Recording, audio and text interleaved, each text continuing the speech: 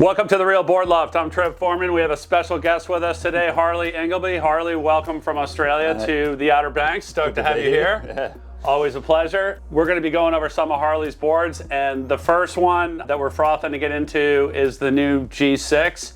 Harley, talk with us about your new G6. Yeah, I mean, the G6 is a board I'd had in my garage for a long time actually, but something I didn't ride too much. It actually predates the mid-6, and as you can see, it's a 6-channel pintail longboard. I had Billy make me this probably sort of early Thunderbolt days, I guess, and it was 10 years ago or something like that. Never had an intention of releasing it then or anything, and it didn't get the love or get ridden as much as I would have liked, because once I started Thunderbolt, every time the waves got good, that's all I wanted to ride was my HIHP. So I didn't ride it a whole lot, and then fast forward a bunch of years and whatever, and I had to send over the master for the HIHP Speed, which is the update to the HIHP. And I went, you know what? I'm getting that thing and just going to send it over. I want this in Thunderbolt for me. Okay. And it wasn't really like, I just thought, it'll be what it is for the range, but I just want one. So, and once I got it and got it back in Thunderbolt, I'm just like, man, I should have done this years ago. Right.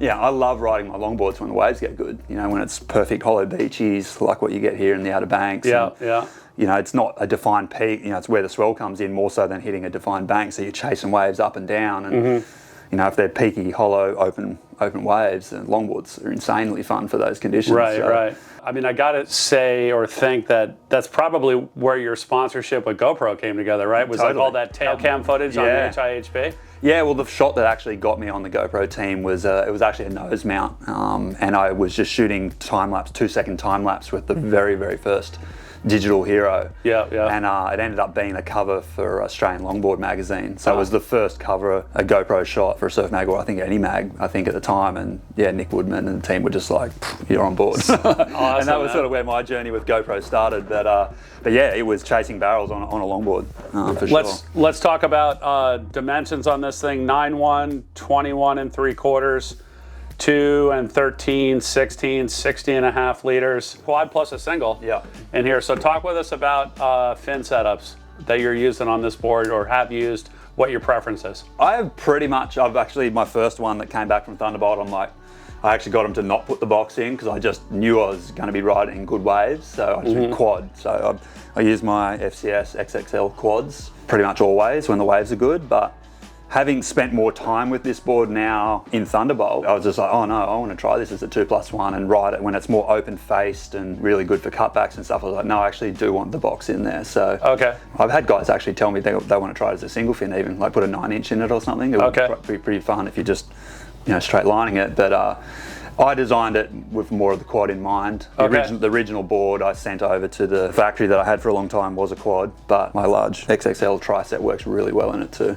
So for your 2+1, you're not talking like a 7-inch back and 3-inch fronts. It's more equal. It's more equal, yeah. So my XXLs are a little smaller than the back fin, which is a 5.5-inch. Okay. Yeah. So it's like a thruster, but a little bit bigger. Yeah, I think they're 5.25 and 5.5. So it's pretty much a thruster, but technically 2+1. Okay.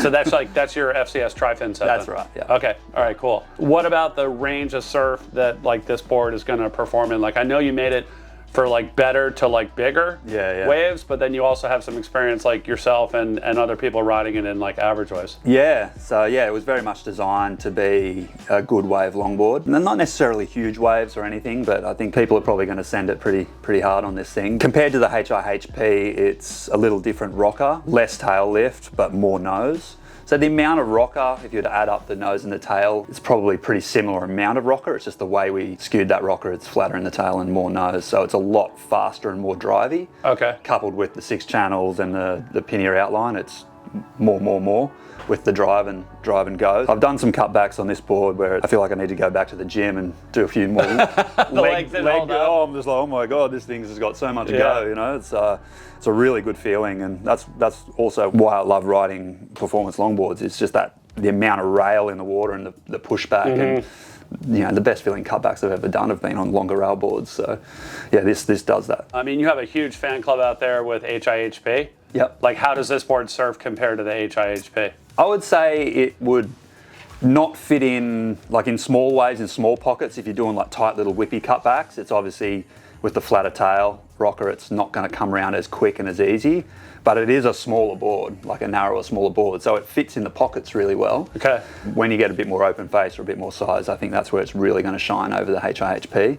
But yeah, as I was telling you before, I had a Japanese friend staying who was very much an intermediate surfer, and I was filming him riding this board in small waves, and it really surprised me at how versatile it was under his feet. It's more versatile than the credit I've given it in the past, so it's sort of out there. It's coming out there. And then talk with us about channels in a longboard, right? Because that's probably what held you back from releasing into the public. Like, who's going to want a channeled pintail longboard? But how does this add to the feel? What does this feel like underfoot? Bill and I like the mid-six. We didn't put the channels in super deep, like some of those deep sixes or super deep channel bottoms. You'll obviously get so much grip, but they almost get a little bit directional. But we sort of played with it, and we kind of fade them out, particularly in the tails. You know, if you need to change your line and you're really locked into a wave, it's not so grippy that you can't break your line.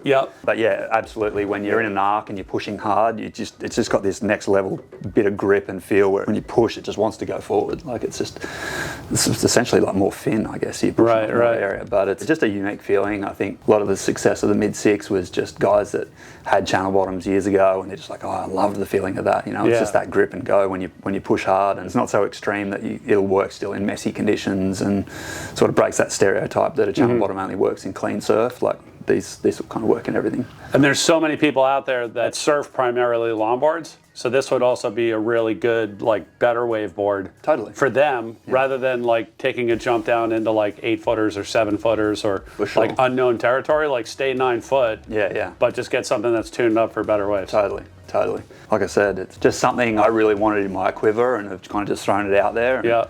It wasn't requested by anyone. I just had the opportunity to send an extra master over because it was there, and I'm really stoked with the feedback I've had so far. What about construction on this board? Is it available in both, like in red and black? Because it's a better wave board, we just released it in the black. And with the grey black, so just with the grey streaky over the top, just for, you know, if you're in hotter climate places, a bit easier to take care of, and then the clean carbon fibre as well, which looks amazing. But I'm actually working on a double black lamination for the future as well, which will be an extra strong construction. I'm adding a lot more carbon to the internal under the PVC, or under the sheet, so it won't perform as well in average surf, but it's very much for the guys who are going to buy this board to go paddle big outer bommies or surfing, you know, legit 6-foot beach breaks and things. Like, it'll be good for those days. Right now we're just doing our performance black construction. Performance black. And so why is it that you're going with black for better waves? Like, share the feeling of the performance, but also if there's a durability difference. As you know, a 9-foot board in good heavy waves or just punchy waves,